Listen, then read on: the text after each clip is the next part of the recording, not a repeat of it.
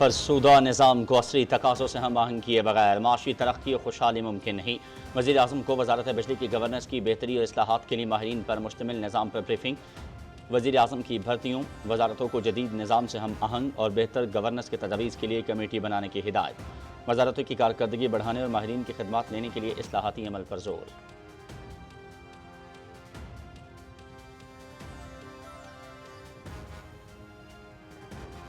نائب وزیر اعظم محمد اسحاق ڈار کی ملیشیا کے وزیر اعظم انور ابراہیم سے کوالالمپور میں ملاقات۔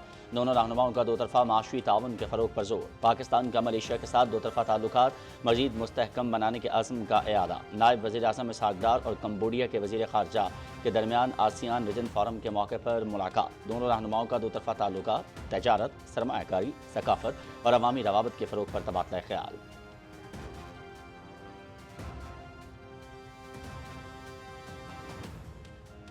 صدر آصف علی زرداری سے جمہوریہ چیک و یوکرین کے لیے نامزد پاکستان کے سفراء کی ملاقات۔ صدر مملکت کا پارلیمانی اور ثقافتی وفود کے تبادلوں کے فروغ پر زور۔ دونوں ممالک کے ساتھ تجارت، سرمایہ کاری اور عوامی روابط کو فروغ دینے کی ضرورت ہے۔ نامزد سفراء کو اقتصادی، تجارتی اور ثقافتی تعلقات کو فروغ دینے کے لیے کردار ادا کرنے کی ہدایت۔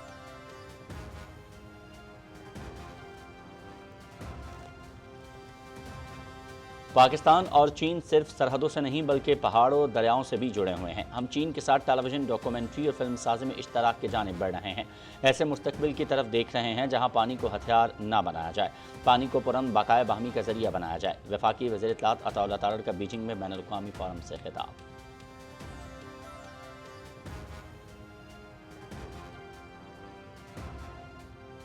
مالی سال 2024-25 کا اختتام، ریلوے کی ریکارڈ آمدن۔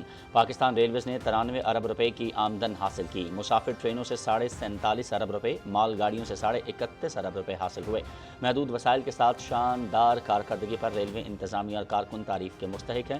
وزیر ریلوے محمد حنیف عباسی۔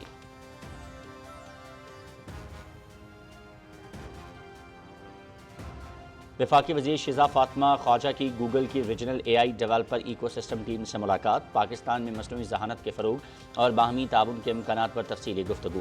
وفاقی وزیر کی گوگل سولوشن چیلنج میں شامل N+1 ٹیم سے خصوصی ملاقات۔ ٹیم کی فلپائن میں پاکستان کی نمائندگی، ٹاپ 10 میں شمولیت پر خراج تحسین۔ پاکستانی نوجوان عالمی سطح پر اپنی صلاحیت کا لوہا منوا رہے ہیں، وزیر I T Shiza Fatima.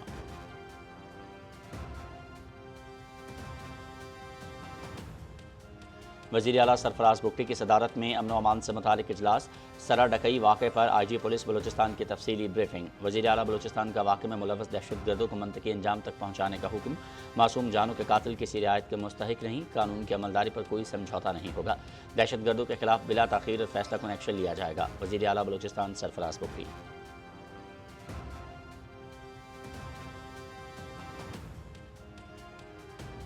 Governor Khyber Pakhtunkhwa Faisal کریم کنڈی کی جے یو آئی کے سربراہ مولانا فضل الرحمان سے ان کی رہائش گاہ پر ملاقات۔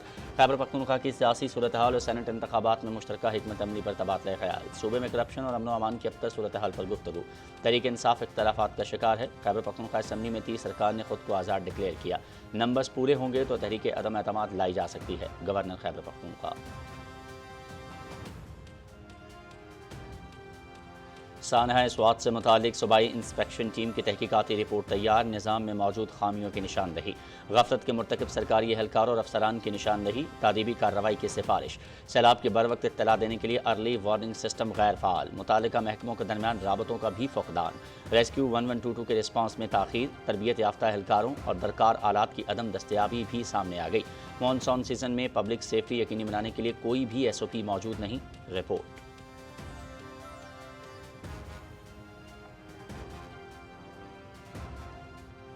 مودی سرکار کا آپریشن سندور میں ناکامیوں پر پردہ ڈالنے کے لیے جھوٹا پروپیگنڈا۔ بھارت نے مصنوعی ذہانت کے ذریعے آپریشن سندور کے عنوان سے کتاب شائع کر دی۔ کتاب کو 20 بھارتی تجزیہ کاروں اور کالم نگاروں سے منسوب را سے منسلک کیا گیا ہے۔ 117 صفحات پر مشتمل کتاب کی ترتیب تک درست نہیں ہے۔ مضحکہ خیز کتاب کا مقصد بھارتی عوام اور عالمی برادری کو گمراہ کر کے جھوٹ کو پروان چڑھانا ہے۔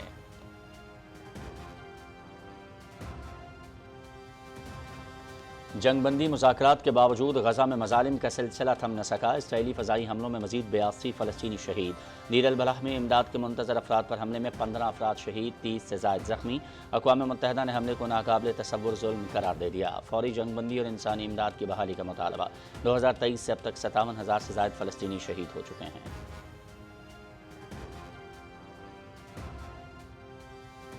بھارتی معیشت کو بڑا جھٹکا، امریکہ کے ساتھ تجارت پر 10% ٹیرف عائد ہوگا۔ امریکی صدر کا برکس ممالک کے بارے میں سخت موقف، ٹیرف کے حوالے سے بھارت کو کوئی استثنا نہیں دیا جائے گا۔ بھارت بھی برکس کا رکن ہے اور وہ بھی 10% ٹیرف کے دائرے میں آئے گا۔ برکس کا قیام ہمیں نقصان پہنچانے اور ڈالر کو کمزور کرنے کے لیے کیا گیا ہے۔ اگر کوئی ڈالر کو چیلنج کرتا ہے تو ہم اس کی اجازت نہیں دیں گے، صدر ڈونلڈ ٹرمپ۔